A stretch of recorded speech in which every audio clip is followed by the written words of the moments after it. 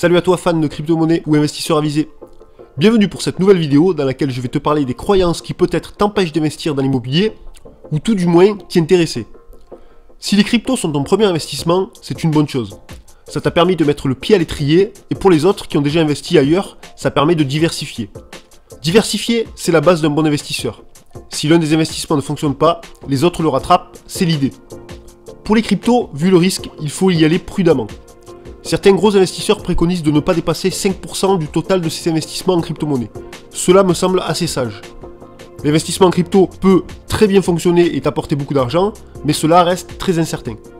Donc il faut de la sécurité dans ces investissements, et personnellement, je ne vois rien de mieux que l'immobilier. Mais l'immobilier est un des investissements dans lequel il y a le plus d'idées reçues, d'a priori négatifs et de peur. Et c'est ce que nous allons voir aujourd'hui. L'une des croyances les plus ancrées dans les mentalités, c'est qu'il faut de l'argent pour investir dans l'immobilier. C'est bien entendu faux.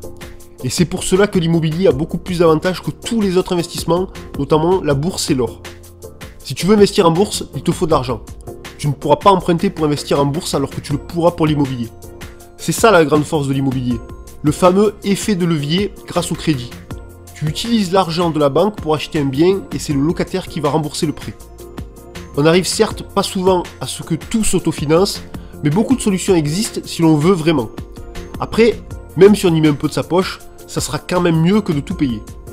Et là on arrive à une autre idée reçue, c'est que la banque ne prête qu'à ceux qui ont déjà de l'argent, qui ont un CDI ou de gros revenus. Je connais des personnes qui ont fait des emprunts immobiliers en étant intérimaires. Tout est possible.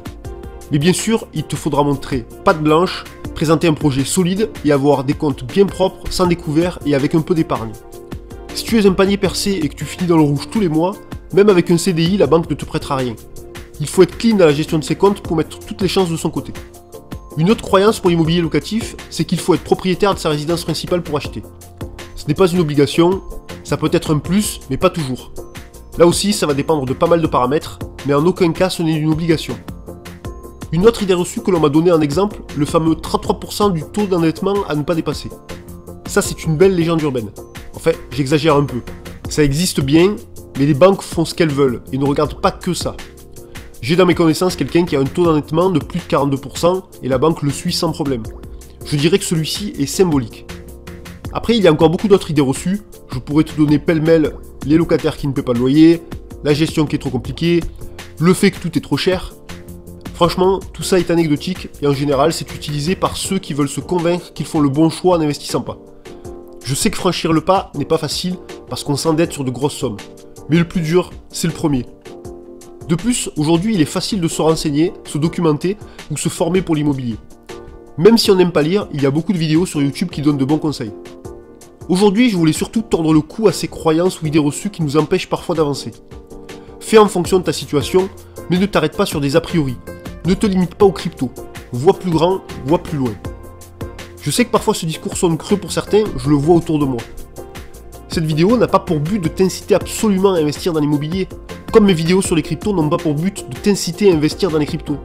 C'est à toi de voir, de faire le meilleur choix, celui qui te convient le mieux. Mais fais ce choix en toute connaissance de cause et non basé sur des peut-être.